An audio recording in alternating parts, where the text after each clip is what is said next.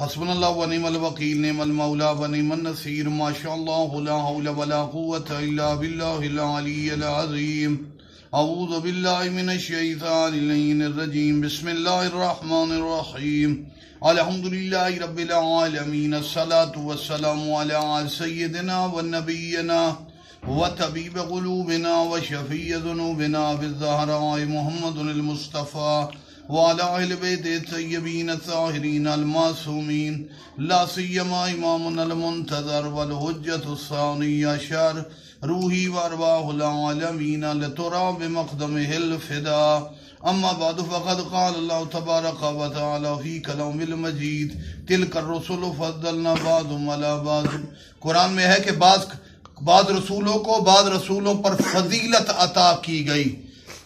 آج ہم بنی اسرائیل لقب جناب حضرت یعقوب علیہ السلام کا ان کی اولاد کے بارے میں کہ ان کی حضرت اسحاق سے ان کی اولاد میں 70,000 نبی آئے، جن میں ہم نے مختصر گفتگو کرنی ہے ان کے بیٹے جناب لاوی سے حضرت موسیٰ علیہ السلام اور حضرت ہارون علیہ السلام آئے۔ اس کے علاوہ اور بھی کافی ہے۔ حضرت اسحاق کی اولاد سے حضرت اسحاق کی اولاد سے 70,000، پھر ان میں سے اکثریت جناب یعقوب کے بیٹے لاوی سے پھر 2 نبی جناب موسیٰ اور جناب ہارون۔ اس کے علاوہ ہم ایک چیز کی وضاحت کرنا چاہتے ہیں۔ لوگ سمجھتے ہیں کہ جناب یعقوب کے بیٹے یہودا سے یہودی بنے، جبکہ آج غالب اکثریت یہودی اپنے آپ کو منسوب کرتے ہیں حضرت داؤد سلیمان علیہ السلام کے دور میں بنی اسرائیل میں سے ایک یہودا نامی شخص سے۔ تو لہذا قرائن سے بھی دیکھا جائے تو حضرت یعقوب علیہ السلام کے بعد فوراً بنی اسرائیل اپنے آپ کو بنی اسرائیل تو کہلواتے رہے، یہودی نہیں کہلواتے تھے۔ یہودی کی اصطلاح بہت بعد میں۔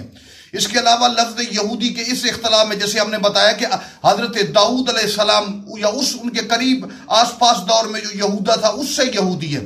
دوسرا لفظ جو وہ یہودی ہے جس سے نفرت فلم حضرت یوسف علیہ السلام میں بھی یہودا دکھایا گیا کہ اس کے لیے مسائل تھے، لیکن ہم نے ہمارے مطالعے کے مطابق وہ جو یہودا تھا جناب یوسف کا بھائی یعقوب کا بیٹا، وہ ٹھیک تھا۔ حضرت یوسف کی ویسے تو بھائی جب کنویں میں پھینکنے میں اس وقت تو سارے شیطان سب پہ غالب تھا، لیکن بعد میں پشیمان ہوئے۔ جو کنیز کے 2 بیٹے تھے یا 3 وہ زیادہ متعصب رکھتے تھے، باقی بھی بہرحال تھے، لیکن یہودا کے بارے میں ہے کہ ہم نے خود پڑھا کہ مصر میں حضرت یوسف علیہ السلام کے بعد جب بنی اسرائیل گئے تو حضرت یوسف نے یہودا کو اپنے امور میں وسیع بنایا۔ ہمارا مطالعہ یہ بھی ہے، لیکن بہرحال یہ بھی ایک واضح سی بات ہے کہ جو روایات قوی اور قرائن سے ہے کہ یہودی جو اس وقت چل رہے ہیں وہ اس یہودی سے نہیں، غالب مکان اور ذانی یہی ہے کہ حضرت داؤد اور سلیمان علیہ السلام کے ادوار کے آس پاس جو